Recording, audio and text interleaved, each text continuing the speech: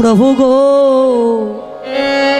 তুমি আবার যদি আমায় জন্ম দাও, একজন কৃষ্ণ ভক্ত মায়ের গর্ভে জন্ম দিও। জন্ম দিয়া সেদিন আমি কৃষ্ণ ভক্ত হয়ে সকাল সকাল সাধু গুরু বৈষ্ণবের বাজারে গিয়ে ভক্তের চরণ দুখানা হৃদয়ে জড়ায়ে ধরে যেন হা কৃষ্ণ বলে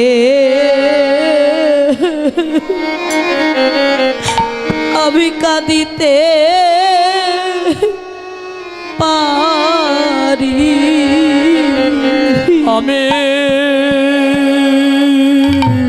আমি তাই গৌর হরিব আমি খা কৃষ্ণ বলে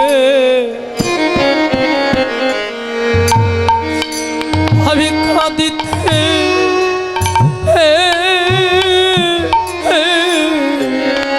আমি জানি। তাই পশুকুলে জন্ম নিয়ে ভগবানকে চিনতে পারলো, আর আমরা মানব কুলে জন্ম নিয়ে ভগবানকে একবার চিনতে পারলাম। ত্রেতা যুগে রামচন্দ্রের পরম ভক্ত ছিল কে মা? রাম ভক্ত হনুমান। সে রামকে চিনতে পারলো, ভগবানকে চিনতে পারলো, কিন্তু আমরা চিনতে পারলাম না। এই যে গৌর হরি নদিয়া নবদ্বীপের মাঝে এসেছে। আমার গৌর হরির পূর্বপুরুষের জন্ম ভিটা কিন্তু এই শ্রীহট্ট জেলা, সিলেটে জেলা।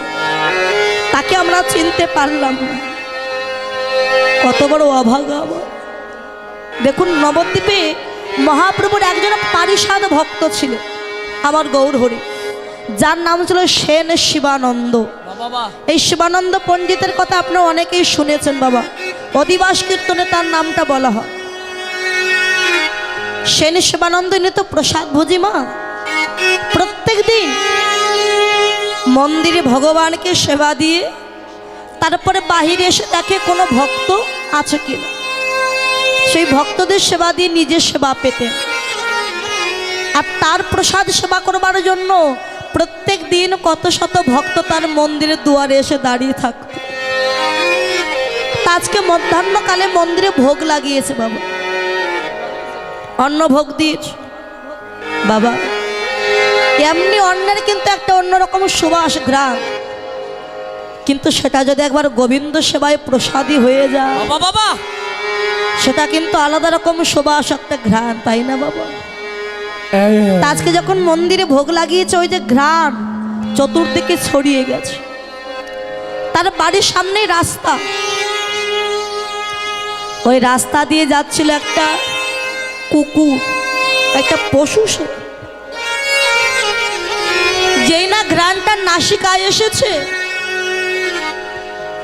কুকুরটা বুঝতে পেরেছে তার তো ঘ্রাণ শক্তি বেশি। ঘ্রাণ শক্তিতে বুঝতে পেরেছে, চিন্তা করছে প্রত্যেক দিন কত খাবার আমি সেবা করি, কিন্তু এমন সুগন্ধি এমন ঘ্রাণযুক্ত প্রসাদ তো এর আগে আমি কখনো সেবা করি, এমন সুগন্ধযুক্ত প্রসাদ। তা যার বাড়ি থেকে আসছে ওই খাবারের গন্ধ আমি তার বাড়িতেই যাব। ঘ্রাণ শোকে একেবারে শিবানন্দের বাড়ির উঠানে গিয়ে দাঁড়িয়েছে, দেখছে মন্দিরে ভোগ লাগানো হচ্ছে, কত শত ভক্ত দাঁড়িয়ে আছে প্রসাদ পাওয়ার জন্য। কুকুরটা চিন্তা করলো আমি যদি এখানে অপেক্ষা করে আমাকেও বোধহয় একটু প্রসাদ দেবে, দাঁড়িয়ে আছে। শিবানন্দ মন্দিরে ভোগ লাগিয়ে বাহিরে এসে ভক্তদের সেবা দিচ্ছে। সেবা দেওয়ার পরে দেখছে দূরে একটা কুকুর দাঁড়িয়ে। তা কুকুরটার কাছে গিয়ে বলে, কিরে তুই প্রসাদ পেয়েছিস? কিছু বলছে। প্রসাদ পাবি? তাও কিছু বলছে। আচ্ছা দাঁড়া। ঘরে গিয়ে একটা কলার পাতায় করে একটু প্রসাদ এনে কুকুরটার সামনে দিয়েছে। বাবা ওই যে ঘ্রাণ চতুর্দিকে ছড়িয়ে গেছে, ওই সুগন্ধ সুখিসার স্থির থাকতে পারছে। যেই না খাবারটা সামনে দিয়েছে আনন্দাত্মহারা হয়ে ওই প্রসাদ সেবা করলো ওই কুকুরটা। চিন্তা করে কুকুরটা ভাবছে, এতদিন কত প্রসাদ সেবা করেছি, কত খাবার সেবা করেছি, কিন্তু এমন সুগন্ধযুক্ত প্রসাদ, এমন অমৃত এর আগে আমি কোনোদিন সেবা করি। কেননা গোবিন্দ যখন সেবা করে সেটা শুধু প্রসাদ হয়, আর ভক্তরা যখন সেবা করে মহাপ্রসাদে পরিণত হয়ে। বল হরি বল। প্রসাদ সেবা করে কুকুরটা চলে গেছে। পরদিন যখন আবার মধ্যাহ্নকাল এলো, কুকুরটা ভাবছে আজও গেলে বোধহয় আমি আজও প্রসাদ পাব। আজও গিয়ে উঠানে গিয়ে দাঁড়িয়েছে। শিবানন্দ সবাইকে প্রসাদ দিয়ে ওই কুকুরটা এসেছে দেখে আবার ওই কুকুরটাকে প্রসাদ দিয়েছে। এমনিভাবে প্রত্যেক দিন প্রসাদ সেবা করে কুকুরটা ওই বাড়িতে সেবা পায় বলে আর কোথাও যায় না। শিবানন্দের প্রতি একটা মায়া জন্মে গেছে, আর কুকুরটার প্রতিও শিবানন্দের একটা মায়া জন্মে গেছে। বাবা আনন্দ আত্মহারা হয়ে ওই প্রসাদ সেবা করে। আর ভক্তরা যখন সেবা পায়, যে এঁঠোগুলো পড়ে থাকে ওই কুকুরটাকে ওই এঁঠো প্রসাদ সেবা করে। বৈষ্ণব ভক্তের এঁঠো প্রসাদ সেবা করে। একদিন যায়, দুদিন যায় বাবা, যেদিন একাদশীর দিন এলো, শিবানন্দ চিন্তা করলো আজকে তো একাদশী, আজকে তো মন্দিরে ভোগ লাগানো মানে ফল প্রসাদ দেওয়া হবে, ভক্তরাও একাদশী করবে। তা বাড়িতে যে কুকুরটা আছে ও তো আর একাদশী করতে পারবে না, তো পশু, তো ওকে আমি আর অনাহরে রেখে কি করব, ওর জন্য আমি একটু আলাদা করে অন্নপ্রসাদ রান্না করে দিই। অন্নপ্রসাদ রান্না করেছে, আর মন্দিরে ফল প্রসাদ দিয়ে ভক্তদের ফল প্রসাদ সেবা দিচ্ছে। আর কুকুরটা দূরে বসে আছে, জানছে এবার আমিও প্রসাদ পাবো। কলার পাতায় করে তাকে অন্ন দিয়ে বলছে এই নে তুই সেবা করে। আরে কুকুরটা দেখছে তার জন্য শুধু অন্ন আর সবাই ফল সেবা করছে। বুঝতে পেরেছে যে আজকে একাদশীর দিন। চিন্তা করছে গোবিন্দ আজ আমি পশুকুলে জন্ম নিয়েছি বলে তোমার নামে একটু একাদশীও করতে পারবো না। কাকে বলবো আমার মনের ব্যথা? কেউ তো আমার কথা বুঝতে পারবে না। আজ পশুকুলে জন্ম নিয়েছি বলে আমি তোমার নামে একাদশী করতে পারবো না। কুকুরটা কাঁদছে। শিবানন্দ এসে দেখে অন্যদিন যেমন প্রসাদ দিলে সেবা করে, আজকে আর সেবা করছে না, বসে আছে। তা মাথা নিচু করে বলে কিরে, প্রসাদ দিয়েছি সেবা কর, আজকে তুই শুধু একাই অন্ন সেবা করবি, আমরা কেউ সেবা করব না, আজকে একাদশী তো তুই সেবা করে নি। আর যেই না কথাটা বলেছে, কুকুরটা সামনের দুখানা চরণ দিয়ে শিবানন্দের গলাটা জড়িয়ে ধরেছে, জড়িয়ে ধরে কাঁদছে, যেন বলতে চাইছে শিবানন্দ আমি অন্ন সেবা করব না, আমি একটু একাদশী করব তোমাদের সাথে, আমিও একাদশী করতে চাই। কিন্তু তার কথা কে কেউ বোঝে, কেউ বুঝতে পারছে। শিবানন্দ বলে কিরে কাঁদছিস কেন, প্রসাদ সেবা করবি না? কুকুরটা বারবার শুধু ওই ফল প্রসাদের দিকে তাকায়। কিরে তুইও কি একাদশী করতে চাস? কিন্তু সে তার কথা বলতে পারে না বাবা। আচ্ছা একটু দাঁড়। ঘরে ছুটে গিয়ে দেখে বাবা একটা মাত্র ফল আছে, যেটা শিবানন্দ নিজের জন্য রেখে দিয়েছিল। চিন্তা করলো কুকুরটা একাদশী করবে কি করবে না আমি তো বুঝতে পারছি না, পরীক্ষা করে ফলটা নিয়ে চিন্তা করছে আজকে না হয় ফলটা কুকুরটাকে দিয়ে আমি নির্জল উপবাস কাটিয়ে দেব। যে কলার পাতায় অন্ন ছিল তার এক পাশে ফলটা দিয়েছে, মানে অন্ন একদিকে ফল একদিকে, দেখে কোনটা সেবা করে। ফলটাকে যেই দিয়েছে আনন্দে আত্মহারা হয়ে ওই অন্নটা রেখে ওই ফলটায় আনন্দে আত্মহারা হয়ে সেবা করেছে। আরে শিবানন্দ বুঝতে পেরেছে তাহলে ওই একাদশী করবার জন্য কাঁদছে। ঠিক আছে, আমি যখন বুঝতে পেরেছি একাদশী এলে তোকে আমি আর অন্ন দেব না, তুইও একাদশী করিস। বাবা আজকে পশু হয়ে একাদশী করছি, আর আমরা মানব কুলে জন্ম নিয়ে ওই একটা একাদশী করব, তাই অনেকে পারি না, ক্ষুধা লেগে যায়, কাজ করতে হবে, একাদশী করবো কি করে, এটা আমরা অনেকে বলি। এখন একাদশী এলে একাদশী করে, আর অন্যদিন অন্ন সেবা করে। এমনিভাবে প্রত্যেকদিন সাধুগুরু বৈষ্ণবের এঠো প্রসাদ সেবা করে, বৈষ্ণবের সঙ্গ পায়। একদিন নবদ্বীপ থেকে ভক্তরা সবাই যাচ্ছে পুরী ধামে জগন্নাথ দেবের দর্শন করতে। তো শিবানন্দ যাবে, তিনিও প্রস্তুতি নিয়েছে। রাস্তায় যেই বাহির হয়েছে, কুকুরটা ছুটে গিয়ে চরণ দুখানা জড়িয়ে ধরেছে, জড়িয়ে ধরে কাঁদছে, যেন বলতে চাইছে, শিবানন্দ আমি একটু যাব প্রভু জগন্নাথ দর্শন করতে। কুকুরটার ভাব দেখে বলে, কি রে তুই কাঁদছিস কেন, তুইও যাবি? তা কাঁদছিস কেন, চল চল আমার সঙ্গে। কুকুরটাকে নিয়ে ওই নদীর ঘাটে গিয়ে দাঁড়িয়েছে, মানে অনেক ভক্ত দাঁড়িয়েছে, সবাই মিলে একসাথে তারপরে যাবে নদী পার হয়ে। সঙ্গে কুকুরটাকে দেখে অন্যান্য ভক্তরা বাবা রেগে গেছে। শিবানন্দ, ও শিবানন্দ তুমি যাবে, সঙ্গে তোমার এই কুকুরটাকে নিয়ে যাবে নাকি? বাবা তখনকার সময়ে কুকুর বিড়ালকে কেউ স্পর্শ করতো না, স্পর্শ করলে স্নান করতে হতো। তোমার কুকুর নিয়ে যাবে নাকি? দেখো যদি কুকুরটাকে নিয়ে যাও তবে আমাদের সঙ্গে তোমাকে নিয়ে যাব না, আর যদি কুকুরটাকে রেখে যেতে পারো তবেই চলো আমাদের সাথে। শিবানন্দ কুকুরটার দিকে তাকিয়েছে, কুকুরটা বুঝতে পেরেছে, শুধু শিবানন্দের দিকে তাকিয়েছে, দেখি শিবানন্দ কি বলে, ও যা বলবে আমি তাই শুনব। কুকুরটার মলিন বদন দেখে শিবানন্দ ভাবলো, ওই এত দূর আমার সাথে এসেছে, এখন যদি আমি ওকে রেখে চলে যাই ও মনে বড় কষ্ট পাবে।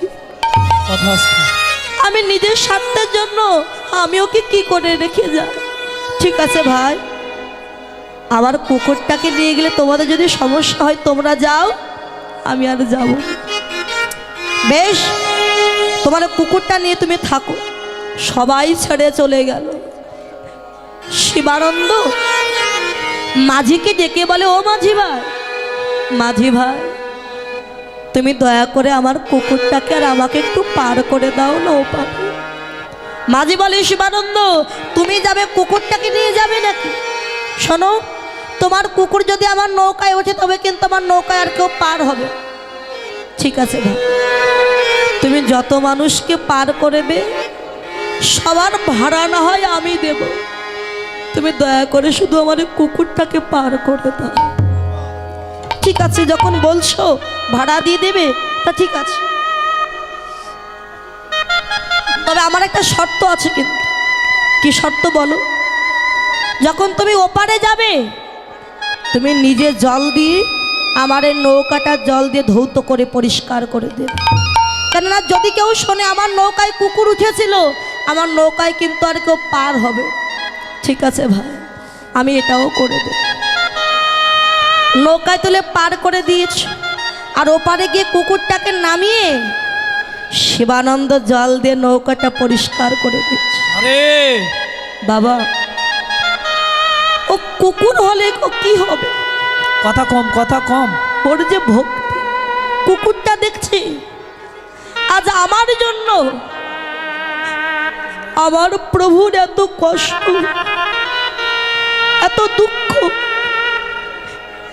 যার কাছে যায় সেই তাকে কটু কথা বলে, অবহেলা করে।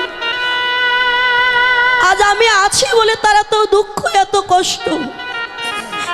আমি না থাকলে তো তার কোনো কষ্ট নেই, দুঃখ নেই। আরে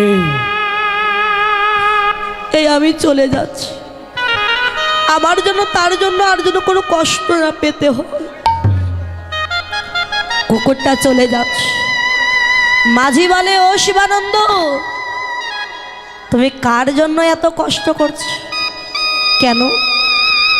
যে কুকুরটার জন্য তুমি নিজে আমার নৌকাটা জল দিয়ে ধৌত করে দিচ্ছ, দেখো সেই কুকুরটাই পার হয়ে তোমাকে ছেড়ে কেমন চলে যাচ্ছে। দেখো শিবানন্দ তাড়াতাড়ি করে উঠে দেখে সত্যি বাবা কুকুরটা চলে গেছে অনেক দূর। দেখে মনে বড় কষ্ট পেল। আমি যার জন্য এত কিছু করলাম, ভক্তদের সঙ্গ ত্যাগ করলাম, আজ সেই আমায় ছেড়ে চলে গেল। তা ও যখন আমার চিন্তা করলো না, আমি আর ওর চিন্তা করবো না। ও যাক, চলে যা। কুকুরটা চলে গেছে কোথায় জানি, সবার আগে পৌঁছে গেছে ওই পুরী ধামে জগন্নাথ ক্ষেত্রে, যেখানে আমার স্বয়ং গৌর হরি গরুড়ার ধ্বস্তম্ভে হাতখানা রেখে ওই জগন্নাথের মূর্তি দর্শন করছে আর কাঁদছে, মূর্তি দর্শন করছে। আর কুকুরটা গিয়ে আমার মহাপ্রভুর চরণের পাশে গিয়ে বসে পড়েছে। মহাপ্রভু জগন্নাথ দর্শন করছে, কেননা আমার গৌর হরি হলেন সচল জগন্নাথ আর মূর্তি হলেন অচল জগন্নাথ। ওই গৌরী তো জগন্নাথ দর্শন করছে আর অঝর ঝরে কাঁদছে। মহাপ্রভুর নয়নের জল ওই কুকুরটার মাথায় গিয়ে পড়ছে। আরে আর কুকুরটা যখন কাঁদছে তার নয়নের জল আবার গৌর হরির চরণে পড়ছে। বাবা চমকে উঠেছে আমার গৌর হরি, কে কে কাঁদছে অমর করে?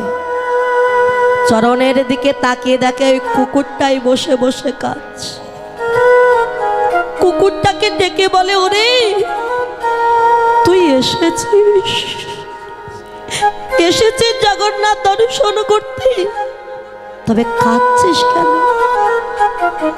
একবার কৃষ্ণ বল, একবার কৃষ্ণ বল। কুকুরটা সঙ্গে সঙ্গে মহাপ্রভুর চরণ দুখানা জড়িয়ে ধরেছে। দয়াময়,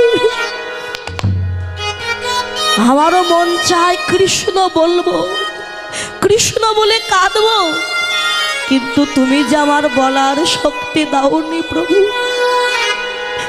কৃষ্ণ বলে কাঁদার সৌভাগ্য আমার হয়নি, এ জন্মে তো হলো না কৃষ্ণ বলা।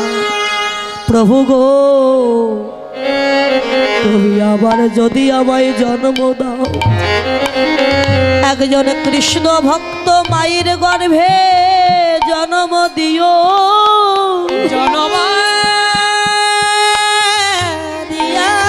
সেদিন আমি কৃষ্ণ ভক্ত হয়ে সকাল সকাল সাধু গুরু বৈষ্ণবের বাজারে গিয়ে ভক্তের চরণ দুখানা হৃদয়ে জড়ায়ে ধরে যেন হা কৃষ্ণ বলে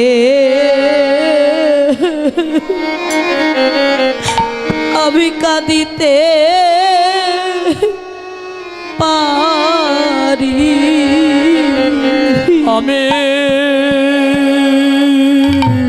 আমি তাই গৌর হরিব, আমি খা কৃষ্ণ বলে আমি কাঁদিতে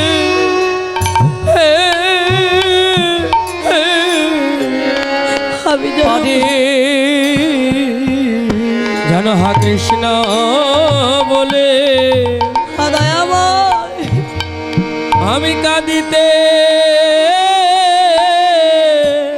আমি কাঁদিতে পারি, আমি কাঁদিতে পারি। দুটি নয়ন জালে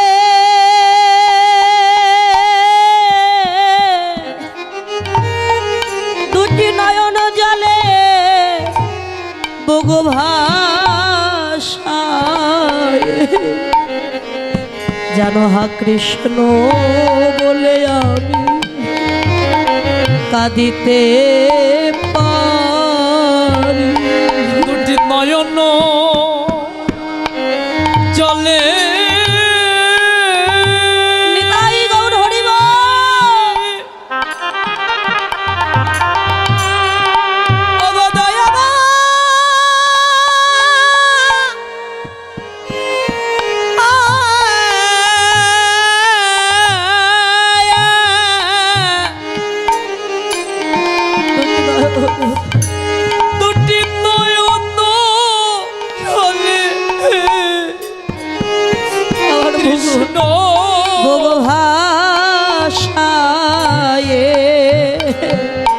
যেন হা কৃষ্ণ কৃষ্ণ কৃষ্ণ বলে আমি কাঁদিতে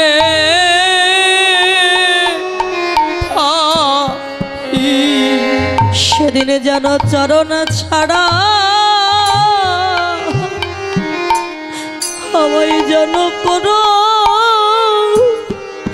না গো।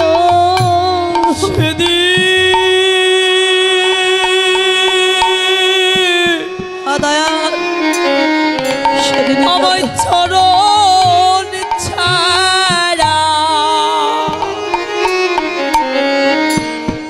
আমায় করো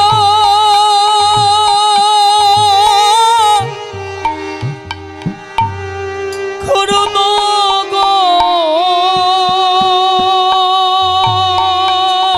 তোমার ওই চরণে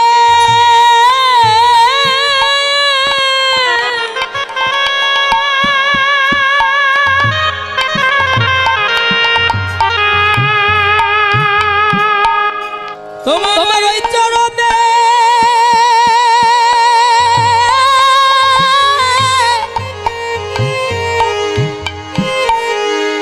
তোমার ওই চরণে আমার স্থান দিও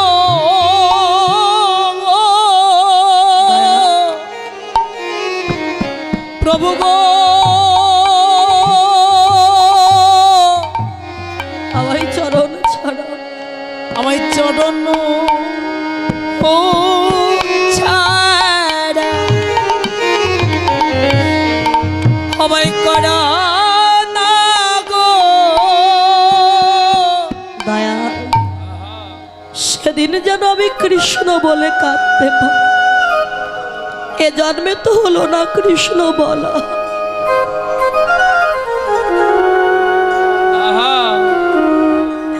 কুকুরটার কাদা বদন দেখে গৌরহরি বললেন, ওরে পরবর্তী জন্মে কৃষ্ণ বলবি কেন?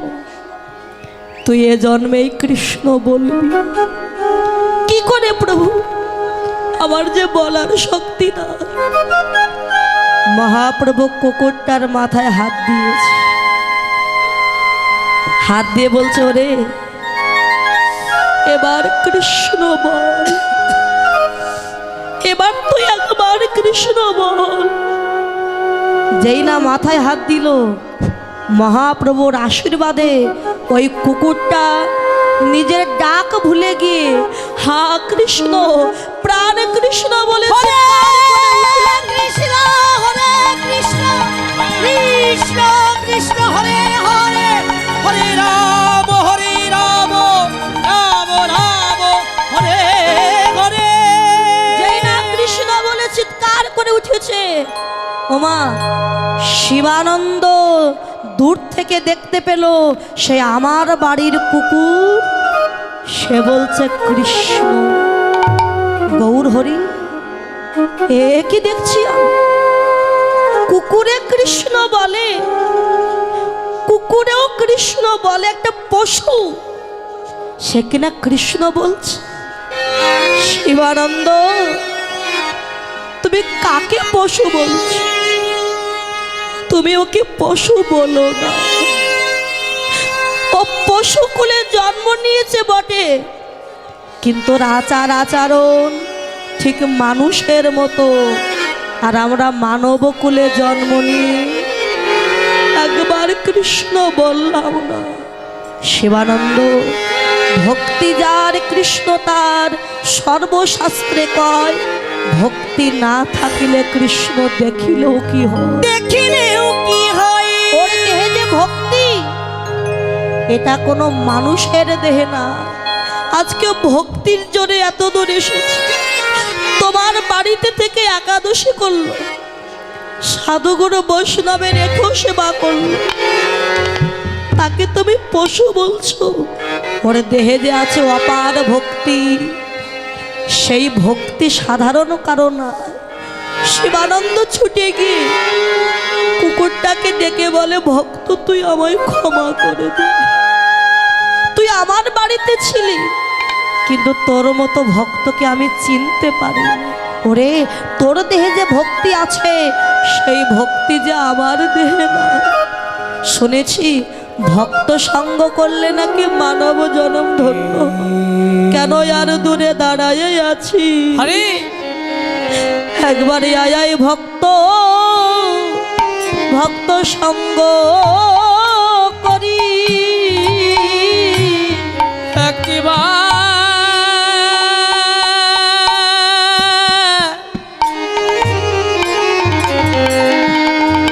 একবার আয়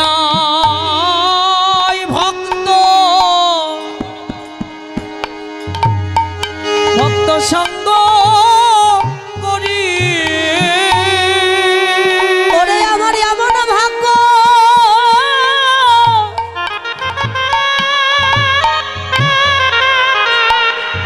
আমার এমন ভাগ্য আর হয় কি না। একবারে আয় ভক্ত, ভক্ত সঙ্গ করি রে। জানি না আমার ভাগ্য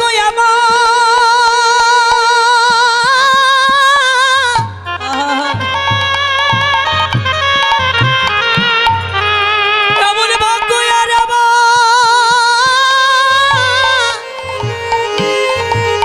আরে হয় কি না।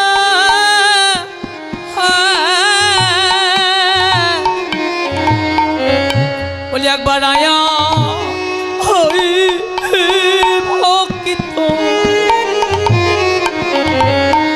আয় ভক্ত সঙ্গ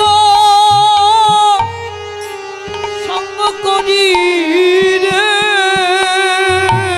ওরে আমি যে কত জনমি অপরাধী, আমি যে কত জনমে অপরাধী। এই ভক্ত সঙ্গ বিনা আমার আর নাই যে গতি। আমি যে কত জনমে অপরাধী। ভক্ত সঙ্গ বিনা আমার নাই যে গতি। আমি কত জন্মে অপরাধী। ভক্ত সঙ্গ বিনা আমার নাই যে গতি। আমি যে কত জন্মে আমি অপরাধী। যেন চরণ ছাড়া করোনা গো, যেন আমায় আমায় চরণ ছাড়া করো না গো। যেন ওই চরণে আমার মতি থাকে। আমার চরণ ছাড়া করোনা গো। যেন আমার ওই চরণে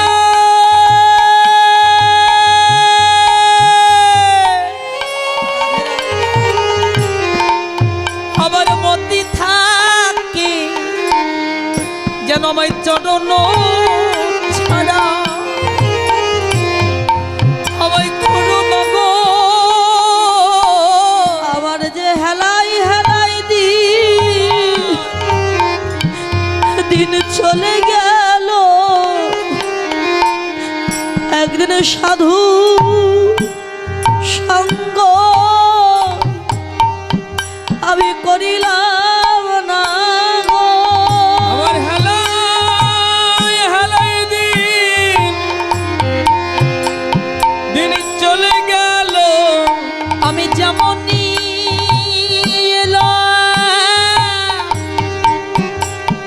এমনি গেল।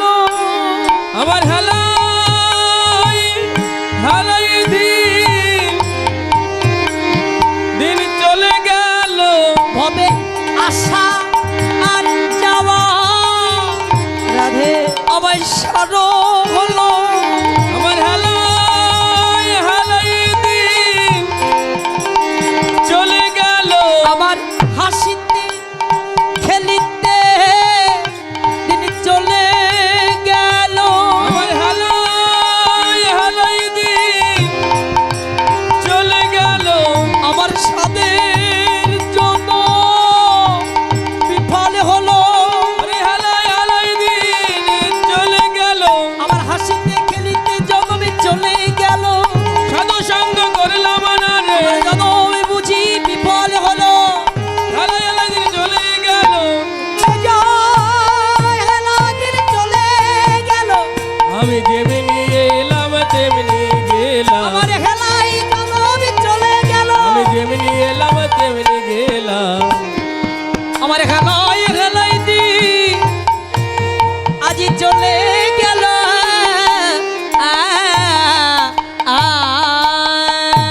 মহাপ্রভু কুকুরটার মাথায় হাত দিয়ে বলে, ওরে তুই যখন পশুকুলে জন্ম নিয়ে কৃষ্ণ বললি তুই উদ্ধার হয়ে গেলি।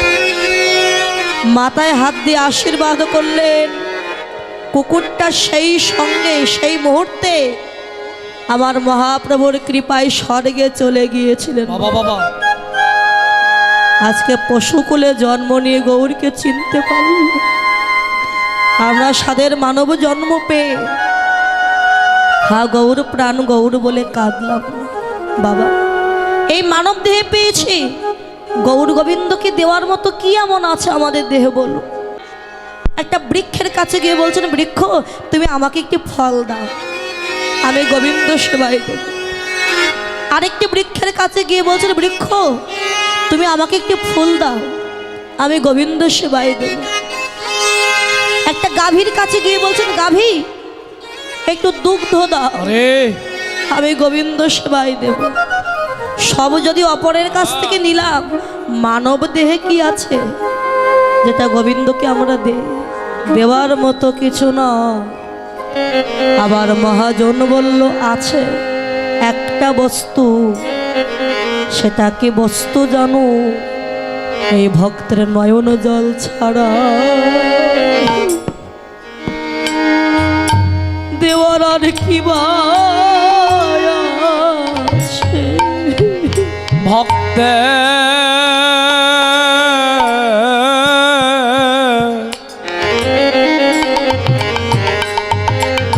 ভক্তের নয়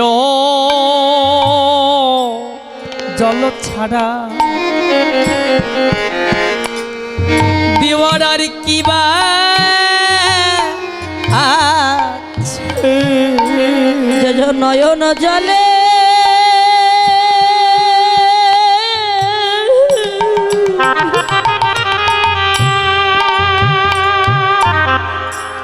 ওরে নয়ন জলে একবার কাঁদিতে পারে, ভক্তের নয়ন জল ছাড়া দেওয়ার আর কি বা আছে? যে জনা নয়ন জলে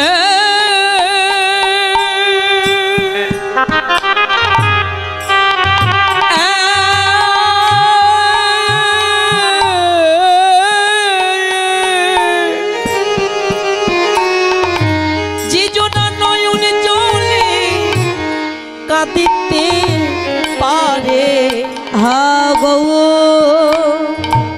কৃপা করো বলে, যে জনা নয়ন জলে কাঁদিতে পারে আগর কৃপা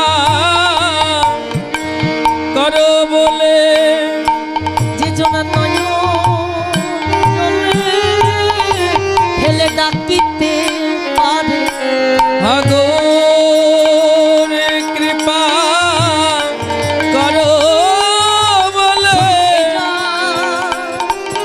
ওই জনমে জনমে আগর কৃপা করো বলে, আমি তোমার হলাম বলে আগর কৃপা বলে যদি নয়ন জলে ডাকিতে পারে গৌর কৃপা করো বলে নয়ন জলে ডাকিতে পারে শুধু এ জানমে নাই জনমে জনমে আমি গৌর তোমায় হলাম বলে গৌর তোমার হলাম বলে নয়ন জলে ডাকিতে পারে যদি ডাকার মতো